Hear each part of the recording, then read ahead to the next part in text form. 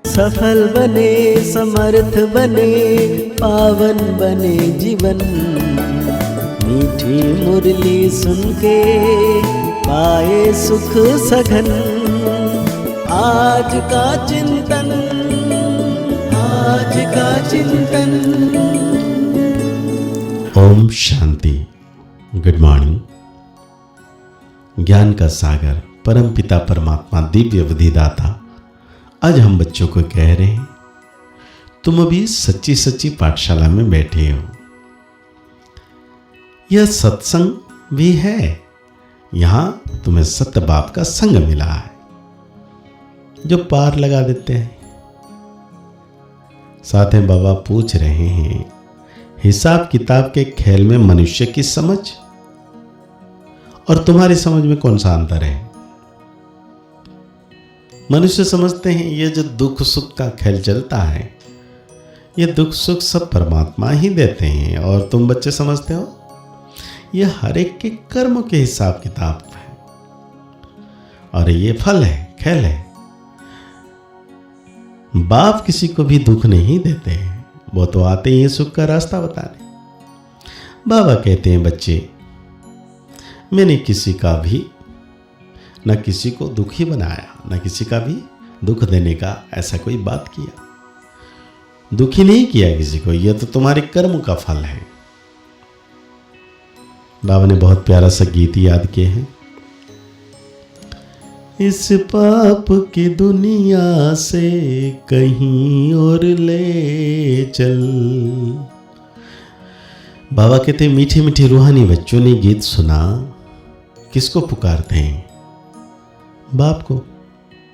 बाबा आकर इस पाप की कलयुग की दुनिया से सत्य की पुण्य की दुनिया में ले चलो। अभी जीवात्माएं सब कलयुगी हैं, उन्हों की बुद्धि ऊपर जाती है। बाप कहते हैं, मैं जो हूं जैसा हूं ऐसा कोई नहीं जानते। ऋषि मुनि आदि भी कहते हैं, हम रचयिता मालिक अर्थात बेहद के बाप और उनकी बेहद की रचना के आदि मध्य अंत को नहीं जानते। आत्माएं जहां रहती है वो है ब्रह्म महातत्व, जहां सूर्य चांद नहीं होते, ना मूल वतन ना सूक्ष्म वतन में। बाकी इस मांडवे में तो बिजलियां आदि सब चाहिए ना, तो इस मांडवे को बिजली मिलती है। रात को चांद सितारे, दिन में सूर्य। ये है बत्तियां, इन बत्तियों के होते हुए भी अंधियारा कहा जाता है। रात को तो फिर भी बत्ती जलानी पड़ती है। सत्युग त्रेता को कहा जाता है दिन और भक्ति, और भक्ति मार्ग को सत्युग त्रेता को कहा जाता है दिन और भक्ति को रात। फिर भक्ति भी बत्ती जलानी पड़ती है। तो बाबा कहते हैं यह समझ की बात है। नई दुनिया सो फिर पुरानी दुनिया जरूर बनेगी, और पुरानी दुनिया है तो फिर नई बनेगी, तो जरूर विनाश होगा। यह है बेहद की दुनिया। मकान भी कई बहुत बड़े बड़े होते हैं, राजा आदि की। यह है बेहद का घर, मांडवा अथवा स्टेज। इनको कर्म क्षेत्र भी कहा जाता है। कर्म तो जरूर करना होता है, सब मनुष्य के लिए कर्म क्षेत्र हैं। तब आप कहते हैं, तुम हमको बुलाते हो कि दुख की दुनिया से ले जाओ। अब मैं आया हूं तो मेरा सुनना चाहिए ना। बाप बच्चों को बैठ समझाते हैं, अच्छी मत मिलती है तो वह लेनी चाहिए ना। तुम्हारा भी कोई दोष नहीं है, यह भी ड्रामा था। राम राज्य रावण राज्य का खेल बना हुआ है। खेल में कोई हार जाते हैं तो उनका दोष थोड़ी होता है, जीत और हार होती है। इसमें लड़ाई की बात नहीं। तुमको बादशाही थी, यह भी आगे तुमको मालूम नहीं था। अभी तुम समझते हो। जो सर्विसेबल बच्चे हैं, जिसका नाम वाला है। दिल्ली में सबसे नामी ग्रामी समझाने वाला कौन है? तो झट नाम लेंगे जगदीश का। तुम्हारे लिए मैगजीन भी निकालते हैं, उसमें सब कुछ आ जाता है। अनेक प्रकार के पॉइंट्स लिखते हैं, ब्रजमन भी लिखते हैं। लिखना कोई मासी का घर थोड़ी है, जरूर विचार सागर मंथन करना होता है। अच्छी सर्विस करते कितने लोग पढ़कर खुश होते हैं। बच्चों को भी रिफ्रेशमेंट मिलती है। कोई कोई प्रदर्शनी में भी बहुत माथा मारते हैं, कोई कोई कर्म बंधन में फंसे हुए हैं, इसलिए इतना उठा नहीं सकते हैं। यह भी कहेंगे ड्रामा, अबलाओं पर भी अत्याचार होने का ड्रामा में पाठ है। ऐसा पाठ क्यों बजाया, यह प्रश्न ही नहीं उठता। यह तो अनादि बना बनाया ड्रामा है, उनको कुछ कर थोड़ी लिख सकते हैं। जो होता है वो होता है। कोई कहते हैं हमने गुनाह किया, ऐसा पाठ क्यों रखा है। अब गुनाह की तो बात ही नहीं, यह तो पाठ है। अबलाएं कोई तो निमित्त बनेगी जिन पर सितम होंगे। ऐसे तो फिर सब कहेंगे हमको यह पाठ क्यों। नहीं, ये बना बनाया ड्रामा है। पुरुषों पर भी अत्याचार होता है। इन बातों में सहनशीलता कितनी रखनी पड़ती है। बहुत सहनशीलता चाहिए।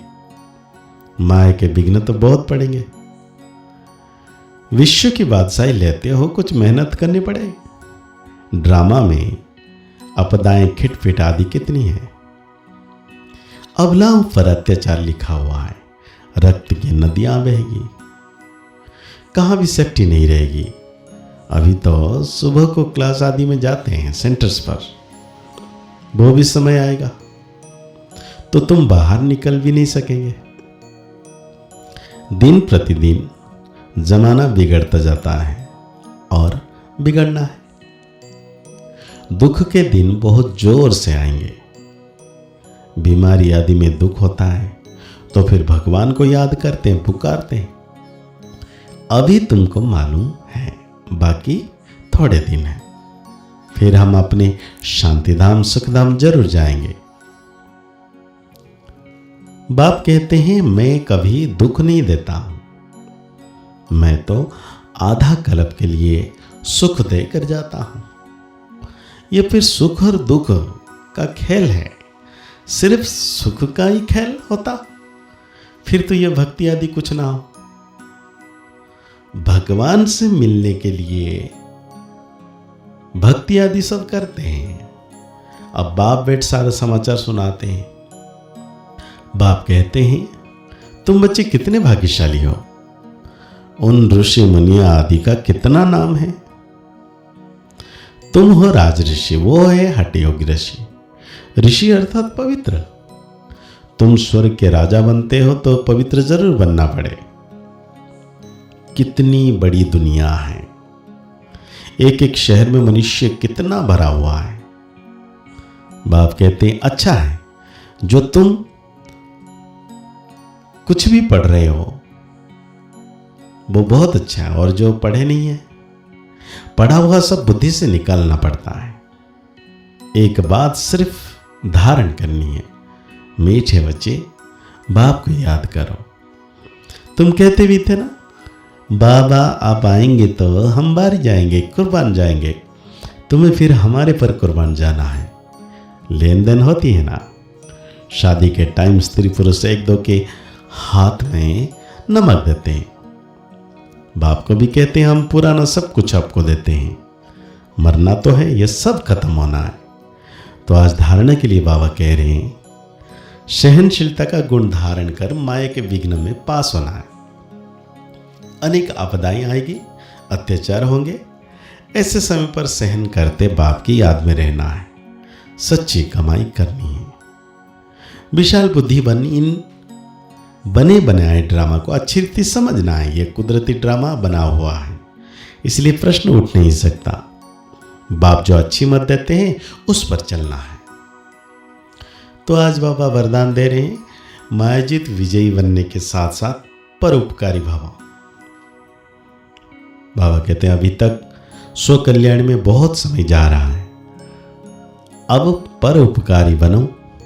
मायाजीत विजयी बनने के साथ साथ सर्व खजानों के विधाता बनो, अर्थात हर खजाने को कार्य में लगाओ। खुशी का खजाना, शांति का खजाना, शक्तियों का खजाना, ज्ञान का खजाना, गुणों का खजाना, सहयोग देने का खजाना बांटो और बढ़ाओ। जब अभी विधातापन की स्थिति का अनुभव करेंगे अर्थात परोपकारी बनेंगे, तब अनेक जन्म विश्व राज्य अधिकारी बनेंगे। तो आज बाबा हम बच्चों को स्लोगन दे रहे हैं, विश्व कल्याणकारी बनना है तो अपनी सर्व कमजोरियों को सदाकाल के लिए विदाई दो। अद्वैत इशारे में बाबा कह रहे हैं, जैसे किला बांधा जाता है जिससे प्रजा किले के अंदर सेफ रहे। एक राजा के लिए कोठरी नहीं बनाते, किला बनाते हैं। आप सभी भी स्वयं के लिए, साथियों के लिए, अन्य आत्माओं के लिए ज्वाला रूप याद का किला बांधो। याद की शक्ति की ज्वाला हो तो हर आत्मा सेफ्टी का अनुभव करेगी। तो आज के मुरली के अनुसार सोमन लेंगे, मैं परोपकारी का आत्मा हूं। मुरली को और गहरी रीति से चिंतन करते हुए निरंतर सर्वशक्तिवान मीठे बाबा की याद में रहना है कि परम सितारा सदा मेरे मस्तक के पर निरंतर चमक रहे हैं, उनकी किरणें मुझ पर पड़ रही है। मैं आत्म सितारा संपूर्ण पावन बनता जा रहा हूँ। मुस्कुराते रहिए, आगे बढ़ते रहिए, पुरुषार्थ करते रहिए, खुश रहें, स्वस्थ रहें, मस्त रहें। ओम शांति, ओम शांति, ओम शांति।